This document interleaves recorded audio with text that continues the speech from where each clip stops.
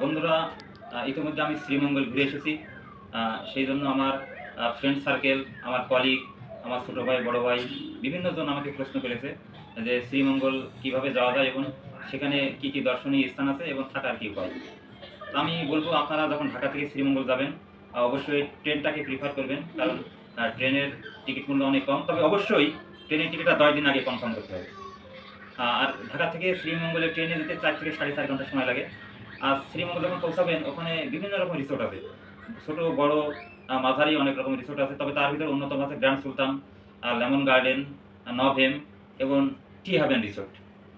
এখানে তবে আমি যেখানে ছিলাম টি হ্যাভেন রিসোর্ট, আমার কাছে রিসোর্টটা খুবই ভালো লাগছে। আমার এটা ক্যাপাবিলিটির ভিতরে ছিল। আমি যেখানে রুমে ছিলাম ফ্যামিলি ডিলাক্স, সেখানে পার নাইট 4,500 টাকা করে নিয়েছে। আপনারা ওখানে থাকতে পারেন কিংবা আপনাদের ইচ্ছা, ওখানে অনেক প্রকার হোটেল আছে, কটেজও আছে। আর শ্রীমঙ্গলের দর্শনীয় স্থানগুলো ভিতরে আছে মাধবপুর লেক, লাওয়াছড়া উদ্যান, বাইক্কা বিল, ক্যামিলিয়া লেক, তারপর নূরজাহান টি স্টেট, রাবার বাগান, আনারস বাগান, গল্ফ গল্ফ গল্ফের একটা মাঠ আছে, ওখানে যেতে পারেন আপনারা। আর আশেপাশে তো আরও অনেক জায়গা আছে। আর শ্রীমঙ্গলের সবচেয়ে আপনি সেখানে ছোটো ছোটো আনারস পাওয়া যায়, সেই আনারসগুলো খুবই টেস্টি, আপনারা খেতে পারবেন। আর যে রিসোর্টে থাকবেন সেখানে অবশ্যই খাওয়া দাওয়ার অপশন আছে। তবে শ্রীমঙ্গলের শহরে সবচেয়ে ভালো হোটেল আছে শাহজালাল।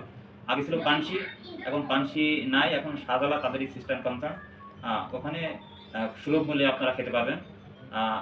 আর বন্ধুরা, আপনাদের আমার মনে হয় যে এই তথ্যগুলো আপনাদের খুব কাজে লাগবে, যারা শ্রীমঙ্গল যেতে চান। ওকে, ধন্যবাদ।